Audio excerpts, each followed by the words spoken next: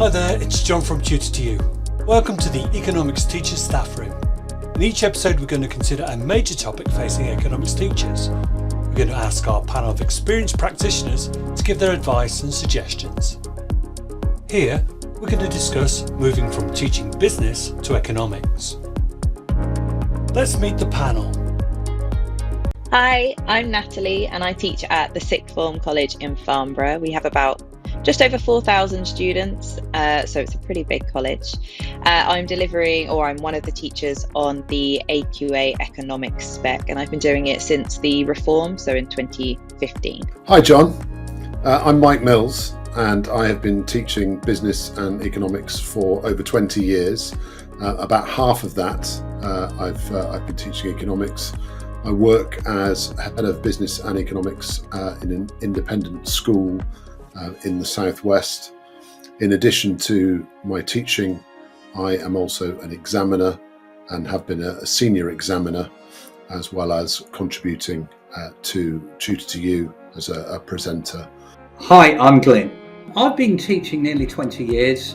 Prior to that, I had 15 years in retail operations following university. And I teach business, economics and occasionally history. I have been a head of department. I teach in a school in Norfolk, and I've taught in 2 state schools for half my teaching time, and I've been in the independent sector for nearly 10 years now. That's brilliant, Glyn. And just for the purpose of the recording, can you just say, hi, I'm Glyn? Hi, John. I'm Penny Brooks. I'm now retired from school teaching. I've taught in the past in schools in both the independent and the state sector.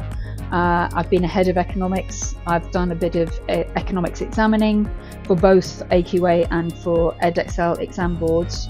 I still do some of that. I still do and have for many years done some work with Tutor2U on things like this, on revision workshops and on writing some materials for them as well. And I also still do a fair bit of, I do some cover work sometimes in schools, and I tutor students in both years 12 and 13 for economics A levels. My name is Susannah. I've been teaching in lots of different settings now for 28 years, so quite a long time. What prompted you to move from business to economics? Well, that's an interesting question, because actually I was very keen on the idea of teaching economics for a long time, but never had the time to do it. And then there was a need, really. It was, as with lots of schools, we had a real shortage. It kind of fitted in with something I was really interested in doing, but yeah, it was actually a staffing need. So I just fancied a new challenge. I've been teaching A-level business since I started teaching in 2013. And then within a year, we were asked to set up the vocational version. So at the time, we went for the Cambridge Technical.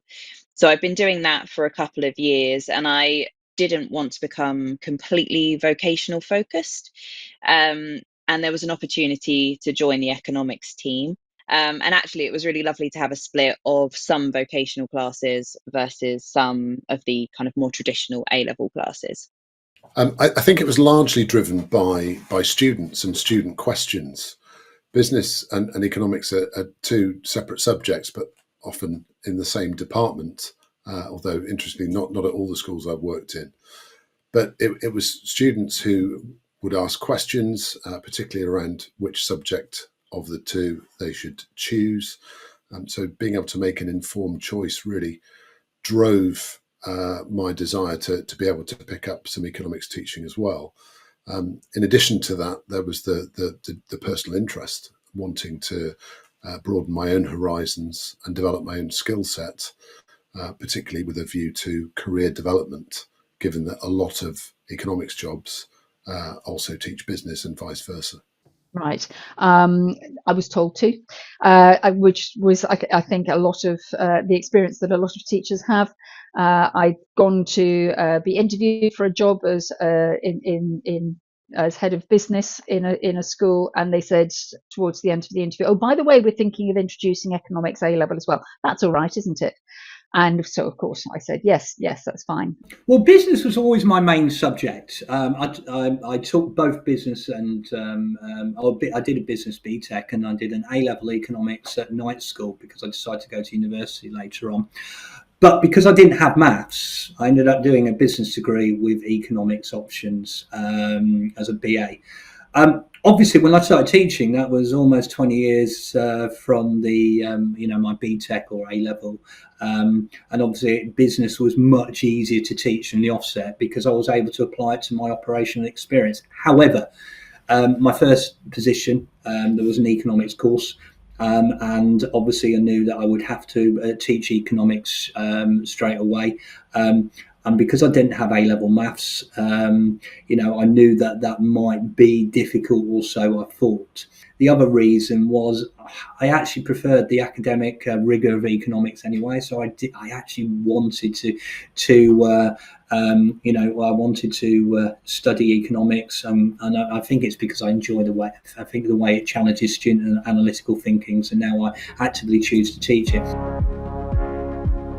What are the biggest challenges in this move?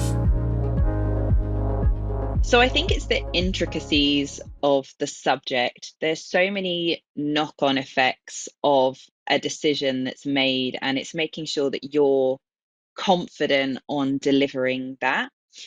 It was also the type of student that I was encountering. So I had been doing the Cambridge Technical Level 3. I'd also supported the Level 2s. So these were students who had really struggled with their GCSEs. And then going into the economics room, there were students in there who had got 8s and 9s in their GCSEs, those studying maths and further maths, far more intelligent than I will ever be.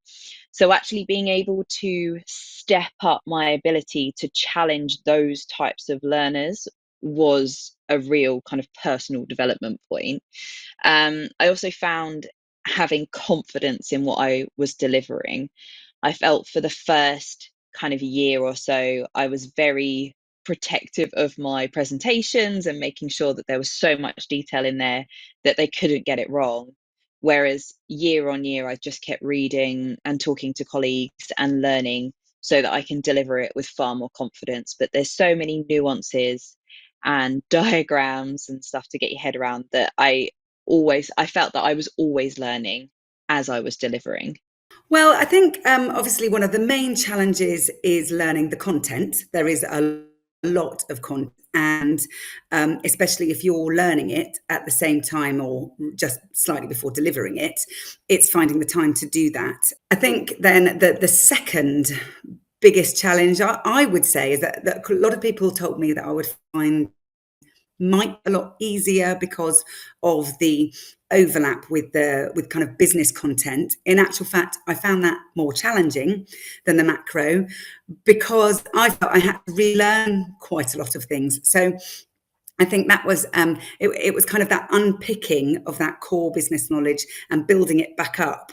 Then I think, another challenge has been working with particularly able students. Now, I know that's a really happy problem to have, but quite often if you're dealing with young economists who are really passionate about the subject, they've actually read more than you have, just because of time, that they've been interested in this subject for several years, and you might not have covered everything. Obviously, they expect you to know everything. You might not have done all the wider reading that they have done. So it's a really good question. I think one of the biggest challenges is finding time. If you're teaching a purely business timetable, then finding the time to be able to develop one's own subject knowledge, to be able to teach economics, as well as the understanding of exam boards and exam structures for economics as opposed to business. Those are probably the biggest ones. Well, in my first year 13 group was small, but really, really talented. And they were all studying A-level maths. And what that meant was they were ahead of me in some of the quantitative areas, particularly comparative advantage, terms of trade, and specifically for models. I really had to quickly build up my subject matter in topics that I hadn't really studied, including some macro policy frameworks and advanced cost revenue curve analysis. I think it was this possibly imposter syndrome. Are the students better than me? And I know when I've helped students of economics teaching, that is always a thing they claim up with, is being an imposter. Okay. I think first of all, very often you are the sole teacher of economics in a school or a college. So doing all the lesson planning and all the scheme of work, and quite likely doing it all from scratch, without having somebody else's that you can pick up and work from. So that is a challenge, obviously, because it's hugely time consuming. I think the other main thing I would say is different ways of using the same areas of theory. So we've got elasticities, costs and revenues, and so on, all come up in business. You teach them from perhaps a slightly different perspective, and students need to use them in a different way in economics. And I think the teacher therefore needs a really strong awareness of the difference. And my best advice on that one would be to use past papers and the mark schemes for economics questions on those specific topics to really get to grips with how they're examined differently, and therefore how your students should understand them differently. And then one other thing I would add is that the style of questions and the expectations for the way that students answer them is actually different for economics compared with business. Even if you're using the same exam board, you can't assume that the way of answering a 25-mark question would follow the same sort of format as in economics as it would in business. What are the biggest opportunities and benefits? For me, it's a lot of self-confidence, really, being able to answer student questions with that degree of confidence, having an understanding of both economics and business. So it's the ability to be able to go into more detail, really, on some of those crossover topics, as well as being able to make an informed decision or to give informed advice to students when they're deciding. There is also the added benefit, I suppose, of one's own career development, that being able to teach both subjects, I think, opens more doors. Okay, it's a great subject to teach, and you can bring to the students this awareness and this understanding about the world that they're going to live in, as with business, but this obviously focuses slightly differently on the way that world is going to be run on the macro side by the governments that they're going to be voting for, by the people that are going to represent them.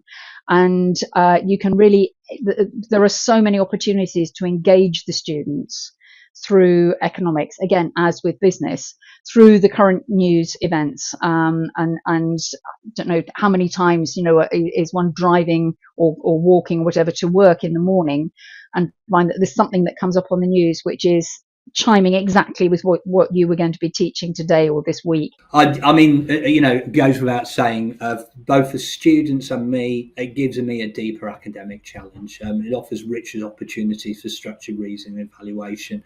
And I know when I started teaching it again, I was very quickly to start thinking in an economics point of view.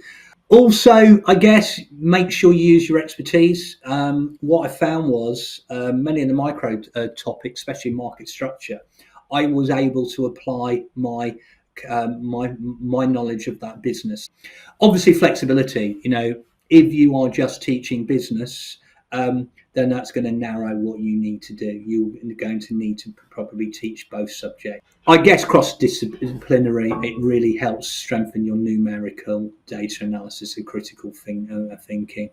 And obviously the last one, I think the economics lessons, although they tend to be a bit more abstract and theory based, I think they're actually more dynamic. You are going to get into better debates and two-sided debates, particularly in upper six or year 13, because we can generally start to debate policies and pros and cons, and really get students to think about the world we live in, externalities, or in terms of education or whatever it might be. I think my first one is quite a personal one. As a teacher, I found that it's enabled me to deepen my knowledge. I've really been very excited by the content that forced me to really reflect on a very student-driven approach. So I've developed a lot of tools to enable students to really take ownership of their learning. I think that's helped, particularly the high grades. So from a selfish point of view, I feel like I have a secure job now. It's not the easiest to find economics teachers, whereas now I'm a fairly confident one. So that's a good thing. I also felt like I developed as a teacher. So having the vocational background and then moving back into A level, I felt like I looked at my classroom a little bit differently. So A level before had always felt very teacher led, some interactive tasks here and there. But actually, I took my vocational style of teaching, where I'm only allowed to talk for 15 minutes before they're bored of my voice, and I've brought that into the economics classroom. So there are loads more interactive tasks that I bring in. The students are always actively doing something on the basis of what I've delivered for the first 15 minutes. So what I also then felt is the way that I was challenging my learners in the economics classroom, I brought back into my vocational classroom too. So I was teaching them to aim high, looking at kind of aspirational career development. I shouldn't be challenging one classroom and not the other. So I felt like I became a stronger teacher by teaching across both course styles. What advice would you give to business teachers looking to make the leap? On a purely practical side, I would say start off by investing in a really good revision guide for economics A level, and use that as your guide to the basics and to what are the most important areas of the topic and what you should focus on. Alongside that, read through past papers, read through the mark schemes, and particularly use the examiner's reports. So I think those are invaluable for helping you to be confident that what you're teaching and the way that you're approaching the subject, and also the way that you're approaching writing answers to exam style questions, is what is going to best help the students to be focused on that economics A level. And the other thing is to use the daily news, use that as a resource. I'm going to do a shameless plug again for Tutor2U products here. So, use the economics blog, sign up to it, use the weekly quiz to get a bit of fun and competition going in the classroom. There are two terrific series of things that are in the economic blog. One is data starters, so that's using some data which has been in the news and setting some tasks around that. And the other one is in the news teaching activities. Build up your library of those so that you've got something for each topic, which is then sort of in your back pocket and ready to bring out and to use in the classroom. Just make sure that you allow yourself to enjoy it. And I know that this is, it's work, and sometimes it's a real challenge because we're talking about some very complex subject matter, but there is a real opportunity to learn something very exciting. I think it's an incredibly exciting topic. So enjoy it is my first bit of advice. How do you do that? I think that it's to do with the preparation. Now, when I started, I think I did a lot of reading in textbooks and kind of slogging through, and then I kind of developed a system whereby it's much more broader learning. So I listen to lots of podcasts. I listen to Radio 4 every single morning. And then from there, I then go and I put that in the context of economic theory, and I research the theory from that to deepen my knowledge. So I kind of do it the other way around now because it's much less dry that way. Now, obviously, all of this takes time, and it's kind of contingent on you really enjoying the subject matter, which is why It's got to be the first bit of advice. And then I think it's that kind of confidence in the classroom. It is their journey, so it's being confident to push them, do their own research, and then allowing them to explore that within the classroom. So you're really facilitating that. Now, if you can, but I couldn't, start with one strands. It's harder to do micro and macro at the same time. If you try and do both, you've got to double your workload. So negotiate to either teach micro or macro. Now, if you box clever, say for instance you got year 13, see what synergies there are. For instance, if you are teaching year 12, you're going to be teaching supply and demand in business. So that means you're going to be able to teach supply and demand in economics as well, including elasticity. If you are teaching, say, theme 4, then you're going to be, or even theme 3 in EdXL, you're going to be doing mergers and acquisitions. Guess what? That means you can teach micro reasonably straightforward. The thing that was the most important thing for me, because I think at one point I was a solo teacher, peer network. If there's no in-source support, use Tutor2U, reach out. I use tests in the early days as well, but I've got people that I keep in contact with for the last 20 years that I've met online asking for help, and I've helped them. The other thing I did straight away, and there's a really useful guide, I think it's much easier to teach a topic if you know what it's going to be examined. Collect the past paper questions. There's a great glossary of every single one on Tutor2U and a couple of other sources. So make sure you know every single theme and topic. When you've then done that, is read the course textbook in full for that section. And then that way you can flag unfamiliar areas and get help, whether it's from somebody in your department or somewhere else in that section. I would say to do it. Go and observe lessons where possible. So if you're going to make the change, ideally always do it with colleagues. It should, if it's possible. When you're learning a new subject, it should be a collaborative thing, asking them the questions, almost having a mentor. So someone who's more confident that can maybe work with you, even if it's just one lesson ahead or one topic you're not so sure on. Having someone who you can ask those questions to is really important. I had one the whole way through, and that was really valuable. I think you've also got to take the way that you're learning the subject into the classroom with your learners. You are getting your head around a new subject, and so are they. So you're obviously going to learn in some similar ways. The other thing is that this is a new subject for a lot of learners. So they may have done business at GCSE, but the chances are they won't have done economics. So try and bring it to life. At the moment, it's really abstract. These are 16-year-olds who have had to ask to take their blazers off, and now you're teaching them about world debt. It's not a concept that really kind of makes sense at the moment. So bring it to life, use examples, keep it real to what's happening in the world.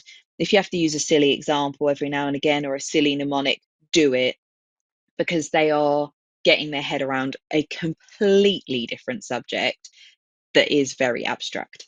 I think if they're already looking to make the leap, then they're halfway there. And my advice would be simple. I'd say just go for it, because it's only really got opportunities to gain, and it, I think, will benefit your own teaching.